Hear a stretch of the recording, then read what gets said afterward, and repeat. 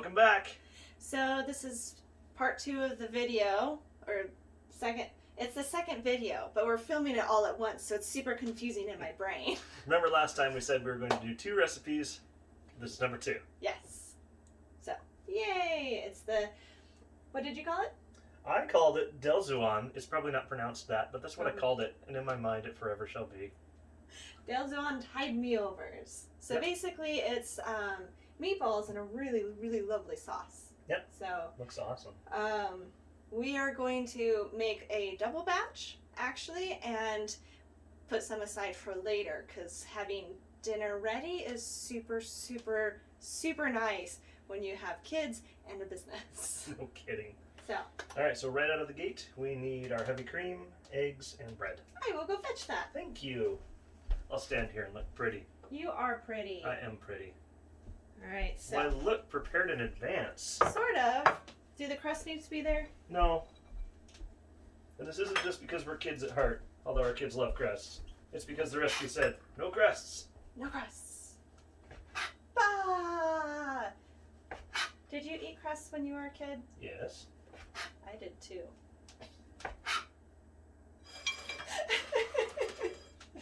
Alright. And then we're supposed to tear them up. Yep. So, But not yet. Not yet. I'm the one following the recipe. Fine. So first you whisk together the heavy cream and eggs. How much? 2 of these. Yeah, Alright. 2 of those. So, I'm going to come over here. And switch. And switch. Where do we get our eggs? We get our eggs from Andrea, who is our one employee at the tap room. You'll see her every Thursday and every other Saturday, and they have chickens, and they bring us eggs, and we're so happy. We got spoiled with fresh eggs. Yeah. And remember, if you don't have fresh eggs, store-bought is fine. Are we food stomachs? A little. Now we need these to be torn out. Now you need those to be torn out. Tear them up here. Whee! Into the batter. Is that a batter? Mm-hmm. I thought that was like a wash. No, it's a batter. Washes come off. This is never coming off. Are you sure? I am quite certain. You want to try to suck one off? Ew. Get all that egg off there and leave just the bread behind. Ew. No. Alright. It's like a Skittle. Get the outer shell and just leave the gummy layer in the middle. No, that's M&M's. Ta-da! Oops. Okay. What do you need next? Let's see. We are going to mash this into a paste and set it aside. Okay. Well, cooking can be loud. It says to mash it into a paste using a sturdy fork or a spoon, but God gave you these for a reason. I'm going to use them. It's a paste! Oh, I love you. You. What do your hands look like? Gross. But stop it. I'm getting it off your shirt. But through the magic of video, all better. Okay. You gotta love internet magic. Woo. Okay, next. Meanwhile, in a skillet, over medium heat, melt, blah, blah, blah, do the thing. Ooh, but first. That's a skillet, all right. That is a skillet. Thanks, Rapunzel. So first thing we gotta do is chop up a bunch of onion. Oh, well, then I will Ooh. put that away. You chop. If you want to get the onion and chop the onion, I will grind the allspice. Okay. I will actually bring you the mortar and pestle, and you can talk about which one's the mortar and which one's the pestle. I don't know. There we go. Solved that one. But, yes, you could get ground allspice. Probably should have gotten ground allspice. But we had a crazy whole lot of whole allspice, so... Why did we have a crazy whole allspice? Because of the pumpkin. It's already in there. Love you. Because of the pumpkin beer we made.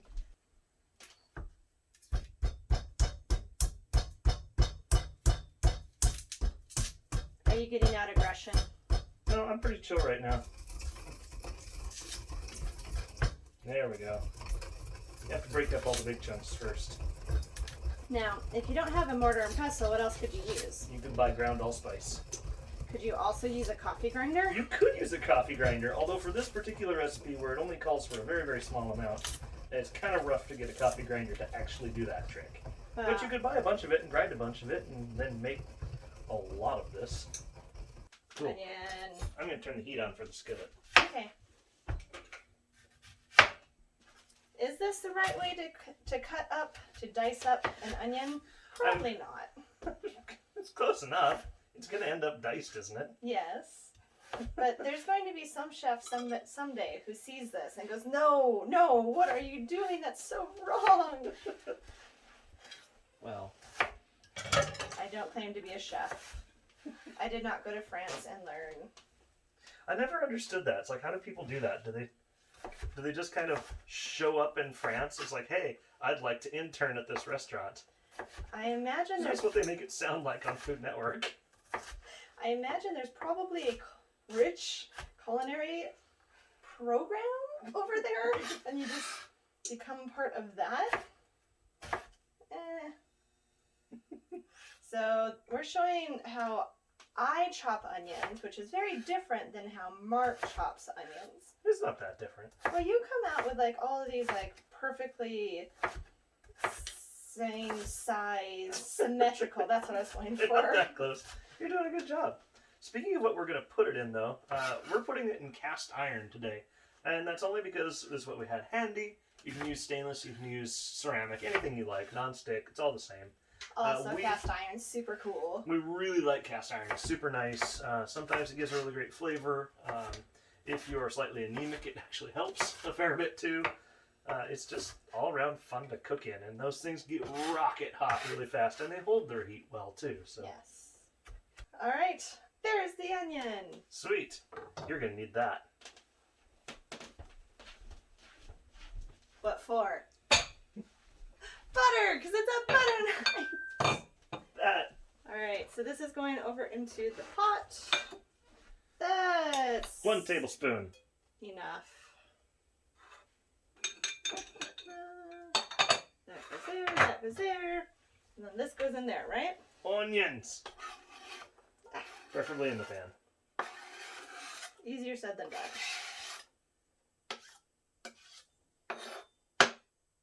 Sweet. So we'll just saute those suckers up for a little while. Yep. So they're golden brown and delicious. Woo. We need salt in there too. So, kosher salt. Bring the pan over so we actually have it in front of the camera. Whee! Is that enough? No. There it is. Whee! Is that all that goes in there?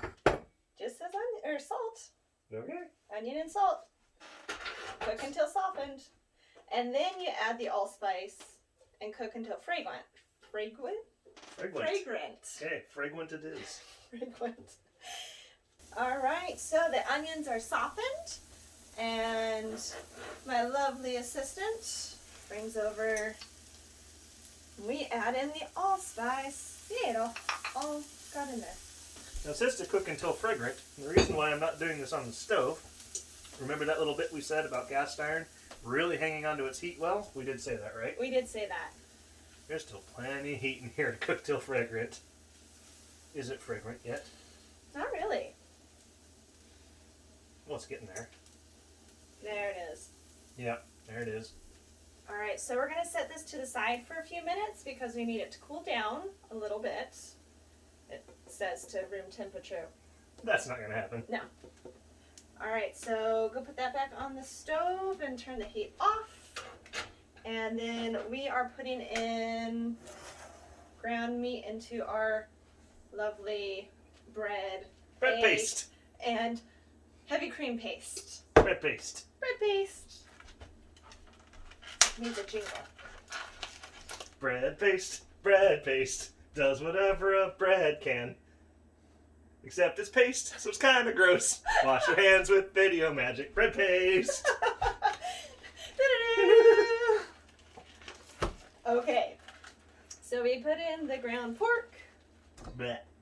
And we put in the ground beef. The recipe says lean. If you've ever seen a lean cow, it's a sick cow. So we're putting in normal.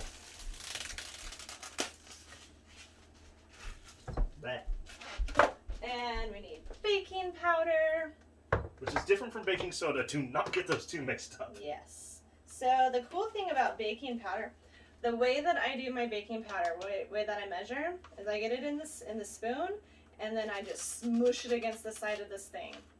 See? Perfect. 1. I don't know how many it actually needed. 2. Ah, yay. It occurred to me as I was plopping that in, I don't know how much should go in here. 2. 2. 2 go in. 2. Should we use the best mixing tools again? There needs to be more. Salt and pepper and then onion. Okay. So,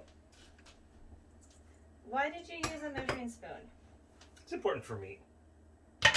It's not important for me. Because I wanted to. Sometimes it's a force of habit. But our habit is not to use measuring spoons. We measure with our heart in this house. Sorry. It's like garlic.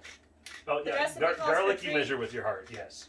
The recipe calls for 3 cloves. What does that mean? That means 6 cloves. Yes. Yep. At least. Just a suggestion. It's a starting point. It's like how a C is technically passing in school. Whatever the garlic says, that's a C. Yes. Go for the Yes. A. All right. If we put in the onions now and use your hands, that might be hot. What do you think?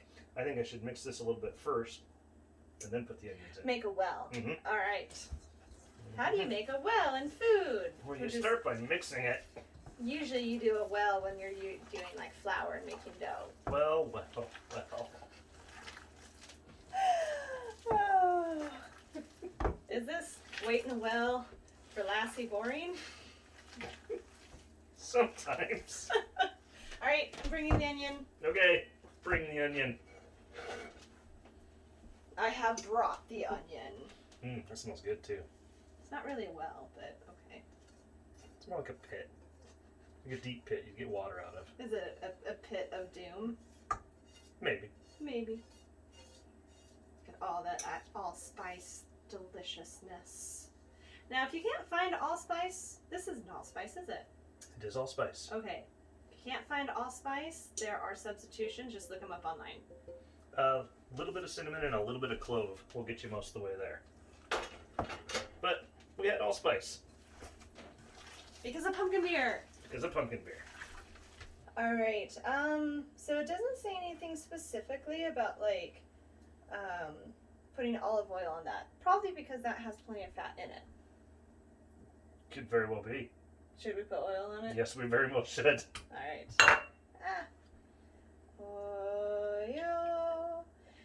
And then, because I don't want to wash my hands for the 6 millionth time today.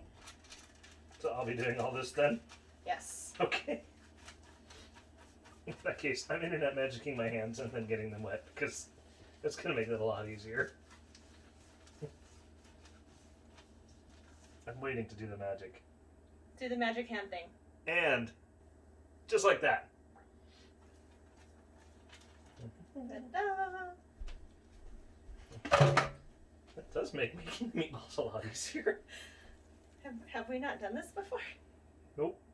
Learn something new. Every day. Our sun, a wild sun, appears.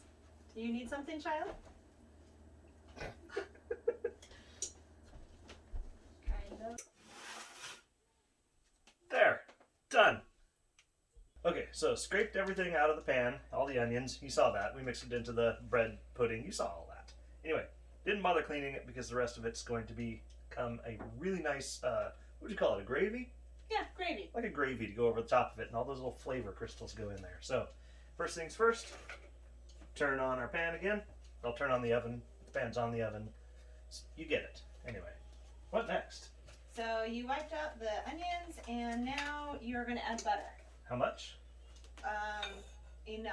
Enough. Alright, well, I was going to do about there then, I guess. A little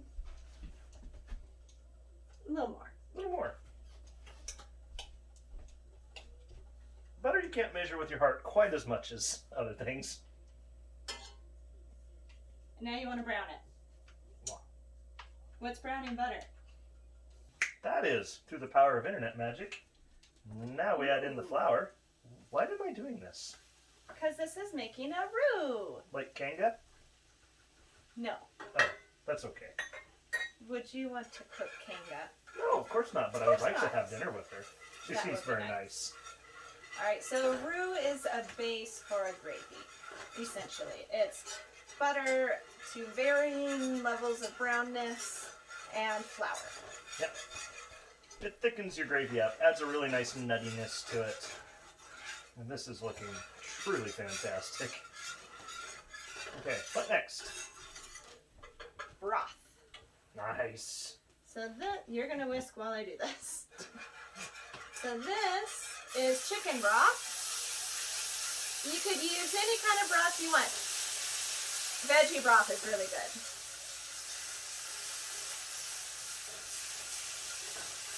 I hope this pan's big enough. It should be.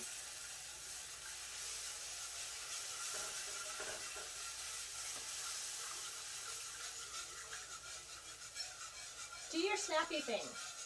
Oh, you're right. You're right. That was a great idea. That worked great. Good call. Woohoo! We slowly poured all that in, whisking the whole time.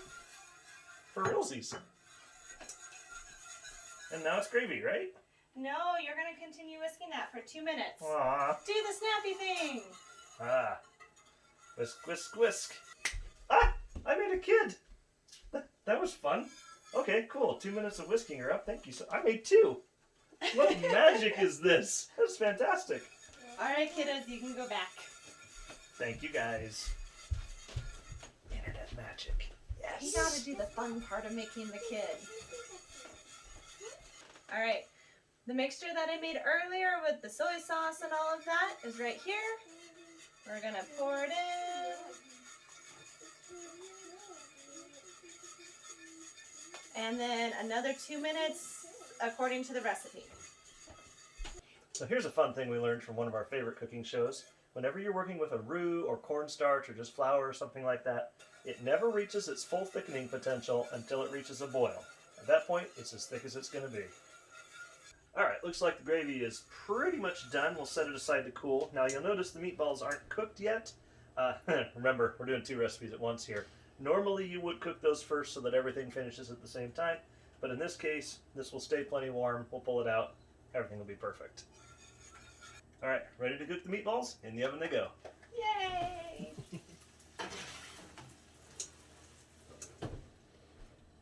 Ta-da! Oh, this looks good. Oh, yes they do. Meatballs are all done. Yay! We temperature checked them and everything. We did, and they're fantastic. So, How are you going to get them off? with tongs Woo! that I kept. Yay! See? Do they- Wrong tool.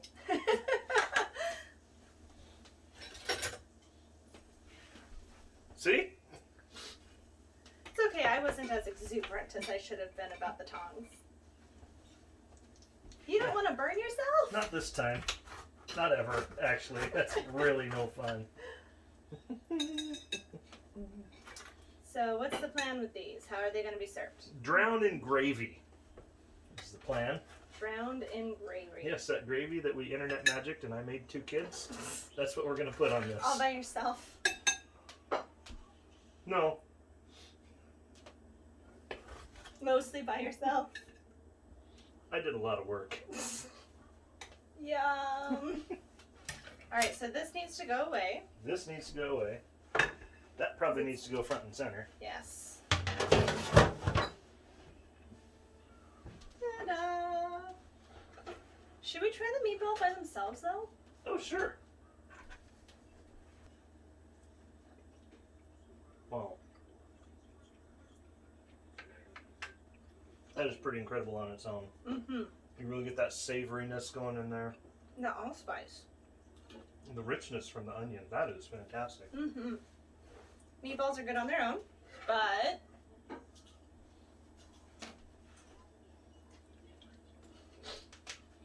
a lot of gravy. That's a lot of gravy. That's probably enough. We'll say that's enough. But we're not. Oh, heavens, no. We'd never waste. What, are you crazy? So, right there. That'll go on something. And it will be amazing, whatever it is. Old shoe? Probably. Alright.